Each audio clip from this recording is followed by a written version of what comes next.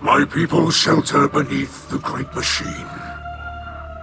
This is beyond simple generosity. I must thank Ikora for her gift. This sanctuary is not granted by Ikora alone, but by all who live in the last city. Yes, and on their behalf, let me extend a welcome. I am Osiris, and this is Lakshmi too, future War Court leader and city representative. My greatest appreciations to you both.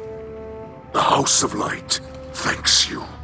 Your house can best show gratitude by keeping to itself. I know your assistance with the Vex will benefit us all, but not everyone in the city is so open-minded. You appear to be settling in. I will leave you to it. If you require further help from us, you must only ask. I shall. There are several modifications we will need for stable ether production. Submit a proposal to Ikora. She seems willing to get you anything you need. I must return to the people in the city. Future War Court has foreseen great misery for them in the days ahead, and they will need an advocate. I often forget how highly those in the tower have placed themselves. The air is thin there. Best not to breathe too much of it.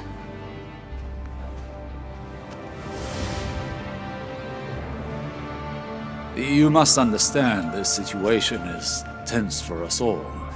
This encampment perches on the edge of decree and democracy. I hope your stay with us will be uneventful. As do I.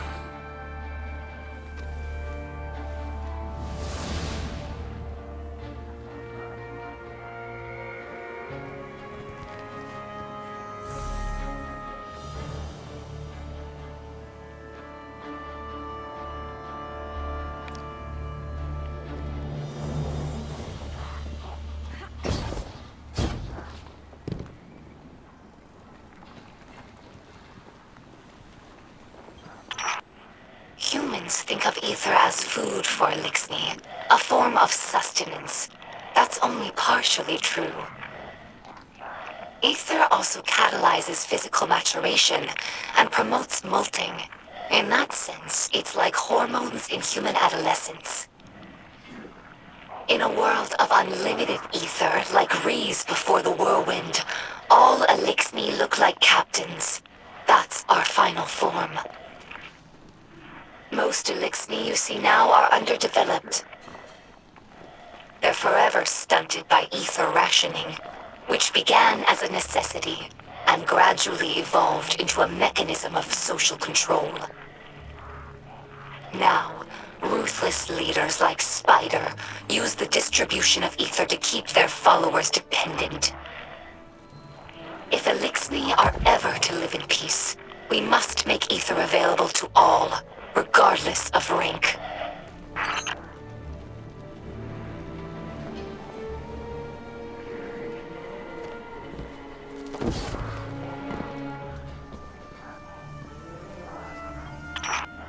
During our Golden Age, the Eliksni civilization spanned many star systems, farther than humanity could imagine. And in all of our exploration, we never found anything more wondrous than the Great Machine. It's one of the few things that all Eliksni houses can agree on. That's why shrines like these are made of many small pieces. Each bit was added by a different house. It's a tradition that lasted generations. Most of those houses are now extinct, and their members are scattered. It's funny. I revered the Great Machine all my life, without ever having seen it. And now that it's right overhead, I still look to this shrine for comfort.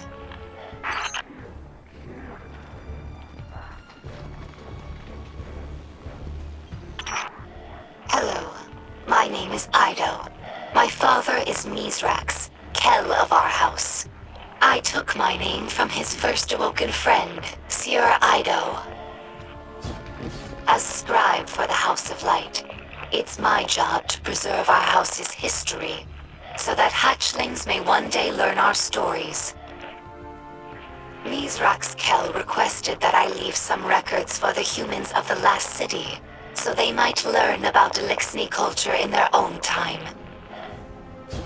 As he says, inside a catch, everyone breathes the same air. Though I have doubts that the humans will care to hear our stories, the snipers who look down on us do not seem like the curious types.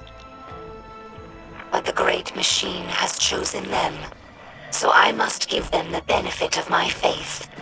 Hopefully this effort does not go wasted. Eliksni houses are more than tribes for sharing work and resources. They also represent living philosophies. In many ways, the House of Light is traditional. We worship the Great Machine and we embrace ancestral roles like splicers and scribes. But in other ways we're different. My father Mithrax is Kel of our house, but he does not act as past Kels. He does not take more than his share of ether, and he does not punish by docking limbs. These are radical, but popular ideas in our house. However, Mithrax Kel also believes in peace and cooperation with humanity. This is less popular. Everyone in our house has seen Eliksni killed by guardians. Not just warriors, but innocents and hatchlings. I lived for many years among the Awoken, and understand that humans do good things as well. Sometimes. But the others in the House of Light have not been so lucky in their allies as I have. It will take time to earn their trust.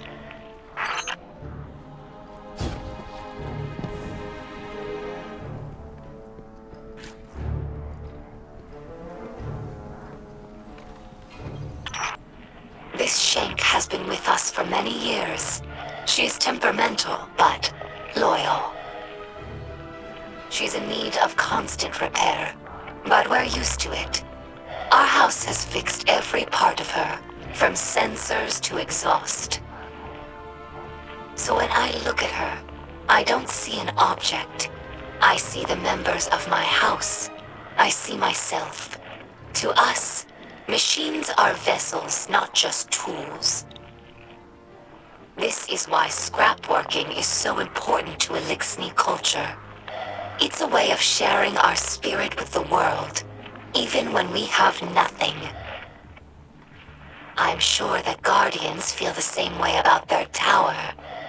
It's more than a hollow form, more than the rubble it was built from. The tower is the keeper of the Vanguard spirit, and you would defend it more fiercely than any other building. Is it not so?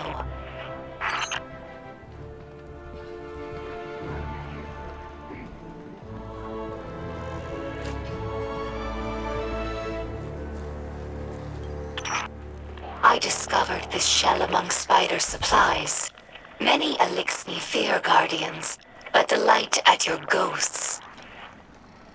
We think of them as extensions of the Great Machine's will, deserving of reverence. When we arrived here, we were surprised to discover that many Guardians treat their ghosts like equals, or worse, like servants. Guardians throw their lives away for sport, in games like Crucible or Gambit, taking the miracle of resurrection for granted. As if ghosts needed the humans and not the other way around. Eliksni have had their blessings from the Great Machine, it's true, but we've never known the power that ghosts grant humanity. I think that if Eliksni became Guardians, we would use the light to serve the Great Machine, not our own amusement.